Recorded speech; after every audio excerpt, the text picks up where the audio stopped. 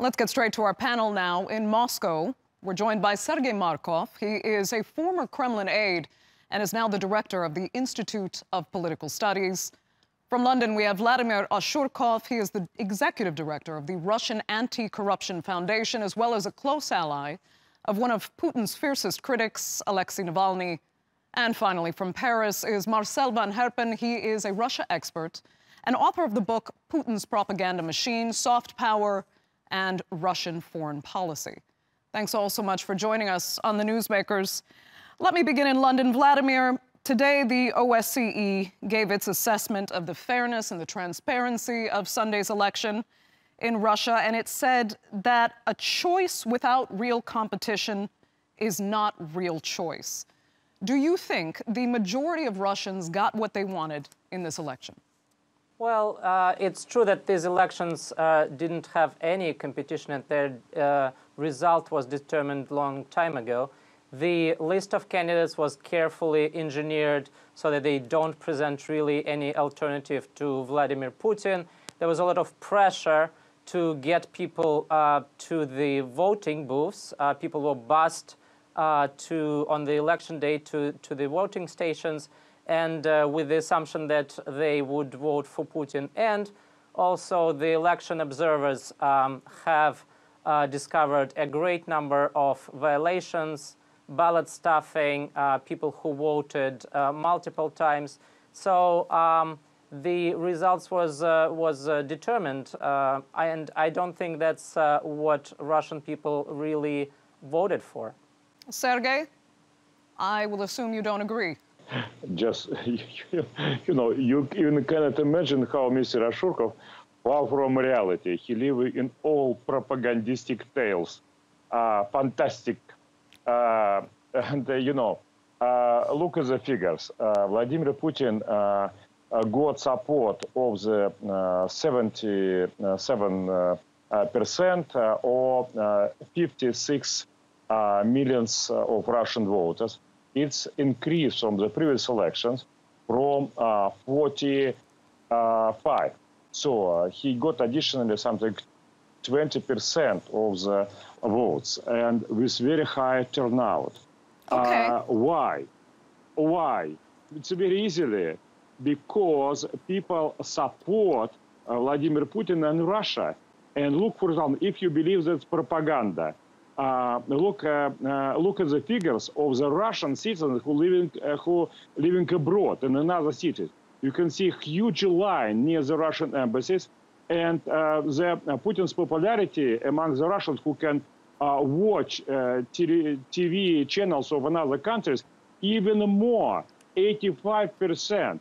Its high support of Vladimir Putin is Russian patriotic response to Sergey, this. Let me ask you this then. Okay, we understand, and we've said those same numbers in our report as well.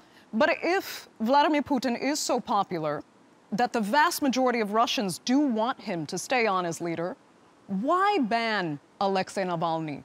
Why quash opposition rallies and try to stop an opposition from becoming stronger? If you're so confident that this is what Russians want, Putin is what Russians want.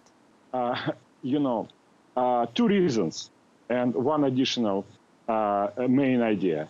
One reason, Alexei Navalny is a corrupted politician.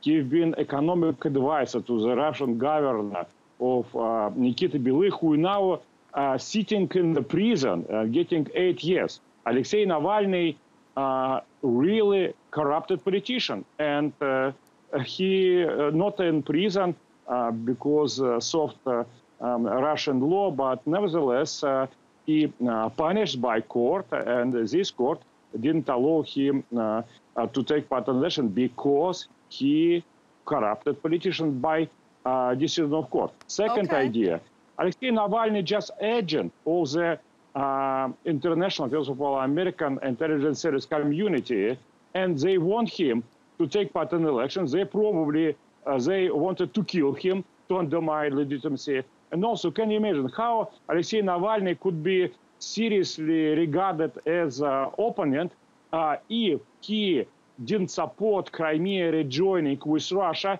and he never accused Kiev neo-Nazi junta? Okay. And, you know, he's Vladimir, not regarded as democratical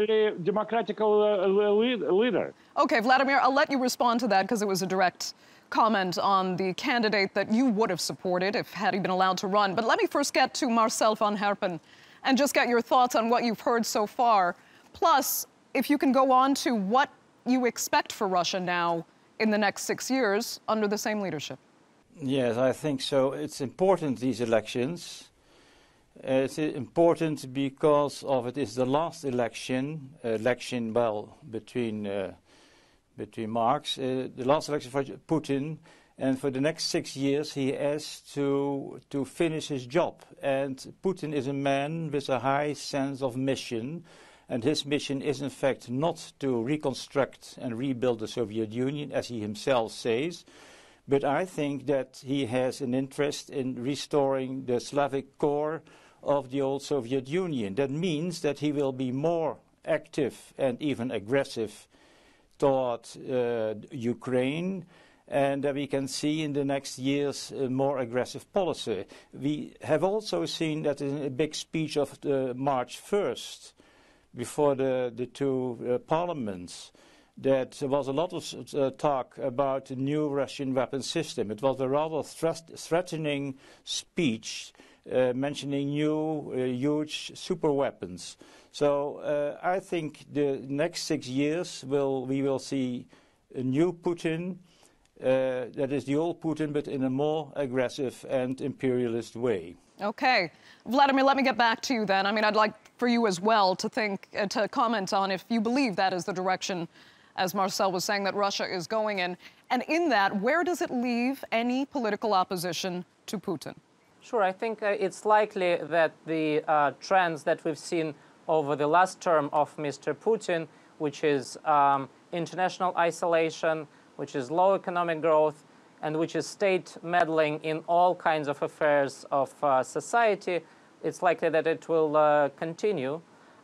It's true that Russian opposition at this point is not strong enough to take on this corrupt autocratic government heads-on, because our opponents have all the administrative power, they have unlimited financial resources. At the same time, the existing Putin's regime is becoming more and more fragile, and it is unlikely to tackle successfully the challenges that will be mounted over the next 6 years. A lot of people in Russia are unhappy.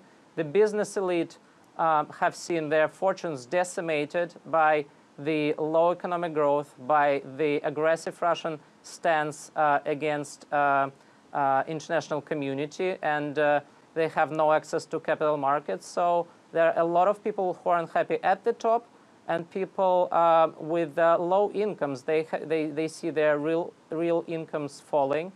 They see Russian healthcare and education infrastructure falling apart, and this eventually will lead to a political crisis when the Russian opposition will have a chance, and we're preparing for that.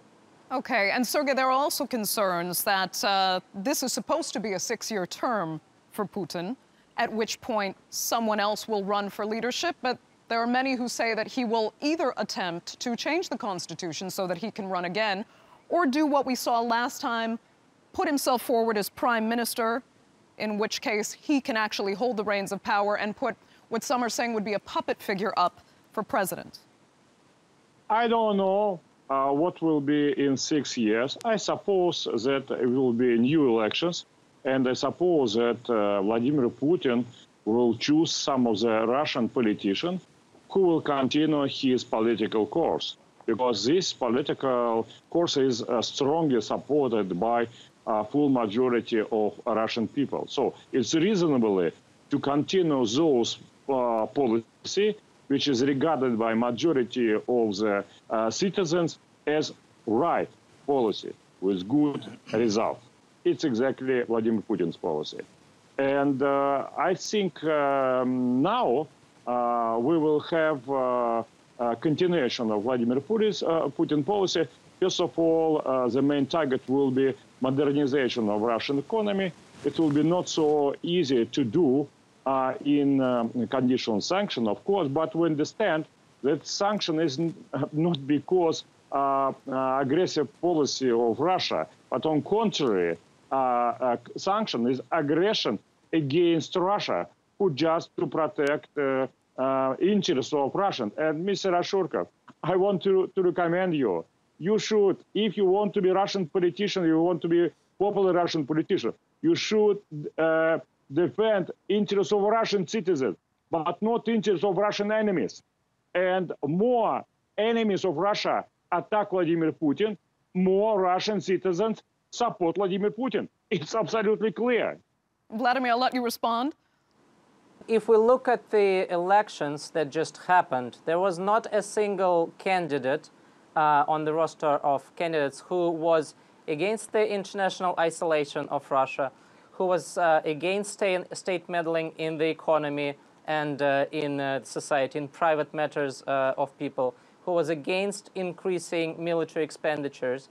This all happened so that Vladimir Putin wouldn't have alternative in these elections. At the same time, a big portion of Russian population would like to see government, turn its face towards its citizens and improve healthcare, education, work on increasing the real incomes of people, having less aggressive stance towards the Western countries, and decrease the expenditures on military and other security services. Okay, Marcel, let me ask you. Let me tell you just one word. We know it's not true. Two candidates, Ksenia Sobchak and Grigory Yavlinsky, suggested that, first of all, there should be Russia should have good relation with the West to take off sanctions. And they got 3% altogether. So your program is supported by 3% of the Russian people. Everybody can vote for them, but people decided vote not for you, not for Mrs. Sobchak, Mr. Yavlinsky, and the British American Intelligence Service, but for Mr. Putin. Okay, Marcel, let me ask you. Do what Putin's supporters perceive as Western attacks on Russia and this creation of an international Russiaphobia actually play into Putin's hands when he perpetuates the image of a stronger Russia that can counteract this kind of discrimination and Russiaphobia that the West is using against the Russian people? Yes, I don't believe in the word Russophobia, in fact. Russophobia is... They are the words of the foreign minister of Russia. That means it's some kind... Yes, but it means that there's some kind of a psychological illness, that you have a phobia from a certain thing and that's irrational. I think the fear in the West of Russia is rational. It's not a phobia. And it's because of Russian threats. And these threats are multidimensional. We have seen the influence of Russia in the elections in France, Germany, and in the United States especially. We see the populist parties that are supported by Russia. We see the financing. We have seen the poisoning. So there are so many things happening, and they're happening all the time, that the trust in Russia has gone down. To call it Russophobia is a false word. The West is threatened, and also our liberal democratic order is threatened by Russia. So we should take countermeasures to counter these threats. Okay, Sergey, we have about 30 seconds. I'll give you a chance then to respond. Yeah, please allow to Russians to talk about Russophobia, so as allow Jewish people to talk about anti-Semitism. It's something like you, people like you are, teach to the Jewish people 100 years ago in Europe when anti-Semitism had been a rise. Or you shouldn't talk about anti-Semitism, but we should talk more about aggression Jewish. Same Russophobia will be claimed as criminal ideology, as now anti-Semitism, which is very good to claim as criminal ideology and political practice. Okay, Sergey Markov, you will have the last word. I'd like to thank all three of our panelists, Vladimir Ashurkov and Marcel Van Herpen, for joining us on this edition of The Newsmakers.